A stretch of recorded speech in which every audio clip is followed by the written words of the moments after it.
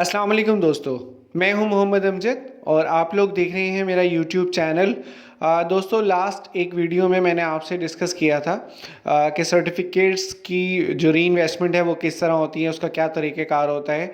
आज हम बात करेंगे कुछ अकाउंट्स की कि अकाउंट की री इन्वेस्टमेंट किस तरह होती है, हो भी सकती है या नहीं हो सकती। स्पेशली आज हम बात करेंगे पेंशनर बेनिफिट अकाउंट की और स्पेशल सेविंग्स अकाउंट की। सबसे पहले इनका मुख्तसर सा तारुफ देख लेते हैं कि पेंशनर बेनिफिट अकाउंट होता क्या है। ये 10 साल के लिए होता है, इसका जो मैच्योरिटी क्लेम है वो 10 साल का होता है और इसमें मंथली प्रॉफिट मिलता है। इसमें जो लिमिटेशन है, आप मिनिमम 10,000 से इसको स्टार्ट कर सकते हैं। 10,000 से ये अकाउंट ओपन होता है और 50 लाख तक आप इसमें इन्वेस्ट कर सकते हैं।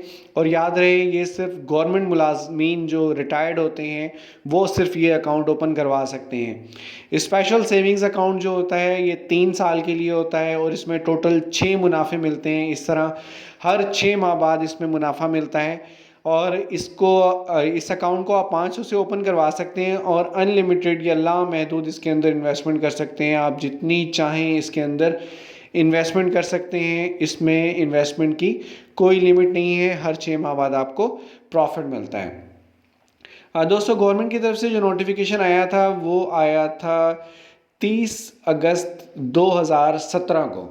जी हाँ, इससे पहले जितनी भी इन्वेस्टमेंट होती थी वो ऑटोमेटिकली री इन्वेस्ट होती थी।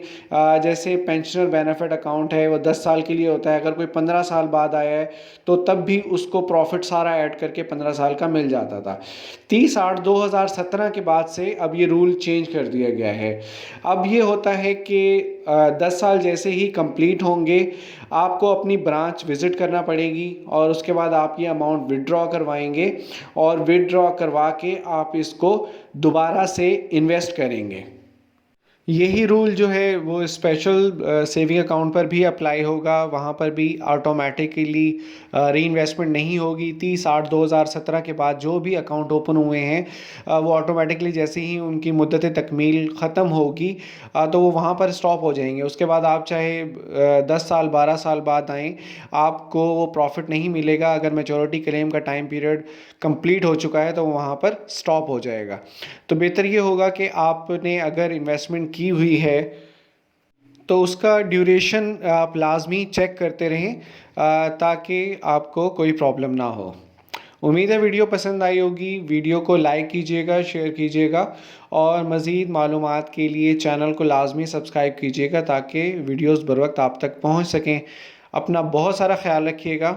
अल्लाह हाफ़िज़।